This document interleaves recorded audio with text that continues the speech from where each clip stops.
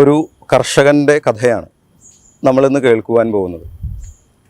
ഈ കർഷകന് ഒരു കുതിരയുണ്ടായിരുന്നു. ഒത്തിരിയേറെ സ്നേഹത്തോടും ശ്രദ്ധയോടും കൂടെ വളർത്തിയതാണ് ഈ കുതിരയെ. ഒരു ദിവസം ഈ കർഷകൻ്റെ കൃഷിസ്ഥലം വിട്ട് ഈ കുതിര കാട്ടിലേക്ക് ഓടിപ്പോയി. കുതിര ഓടിപ്പോയ വാർത്ത കേട്ട് അയൽവാസികളെല്ലാവരും ഈ കർഷകൻ്റെ അടുത്ത് വന്നു. അയാളോട് പറഞ്ഞു, വളരെ കഷ്ടമായിപ്പോയി. അതിന് അയാൾ മറുപടിയൊന്നും പറഞ്ഞില്ല. നേരെ മറിച്ച് അയാൾ ചെറുതായിട്ടൊന്ന് പുഞ്ചിരിക്കുക മാത്രമാണ് ചെയ്തത്. പിറ്റേന്ന് ഈ കാട്ടിലേക്ക് ഓടിപ്പോയ കുതിര തന്നെക്കാൾ കരുത്തരായ 6 കാട്ടുകുതിരകളെ കൂടി കൂട്ടിക്കൊണ്ട് ഈ കർഷകൻ്റെ കൃഷിസ്ഥലത്തിലേക്ക് വന്നു. അത്ഭുതകരമായ ഈ വാർത്ത കേട്ട് ഓടിക്കൂടിയ ജനം കർഷകനോട് പറഞ്ഞു, നിങ്ങൾക്ക് ഭാഗ്യമായി. കർഷകൻ അതിന് മറുപടിയൊന്നും പറഞ്ഞില്ല. ചെറുതായിട്ടൊന്ന് പുഞ്ചിരിക്കുക മാത്രമേ ചെയ്തുള്ളൂ.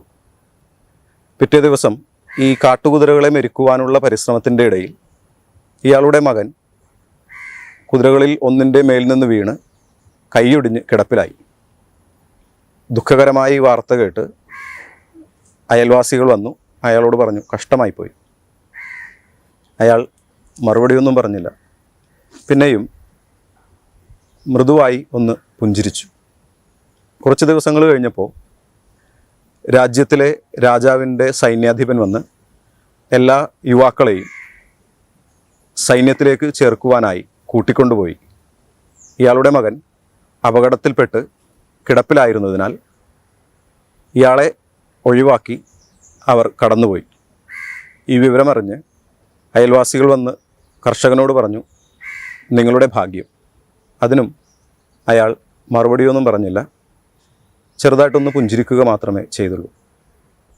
പ്രിയപ്പെട്ടവരെ, കഥ നൽകുന്ന സന്ദേശം ഇതാണ്: നമ്മുടെ ജീവിതത്തിലുണ്ടാകുന്ന സുഖങ്ങളും ദുഃഖങ്ങളും ഒരുപോലെ സ്വീകരിക്കുവാനായിട്ട് നമുക്ക് പറ്റണം.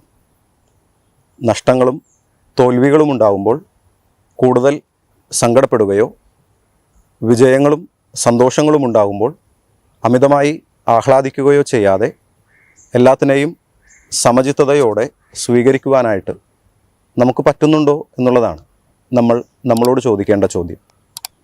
നല്ലൊരു ദിവസം എല്ലാവർക്കും സ്നേഹത്തോടെ ആശംസിക്കുന്നു. ദൈവത്തിൻ്റെ അനുഗ്രഹങ്ങൾ സമൃദ്ധമായിട്ട് ഉണ്ടാകട്ടെ. നാളെ വേറൊരു കഥയുമായിട്ട് വീണ്ടും കാണാം. നന്ദി.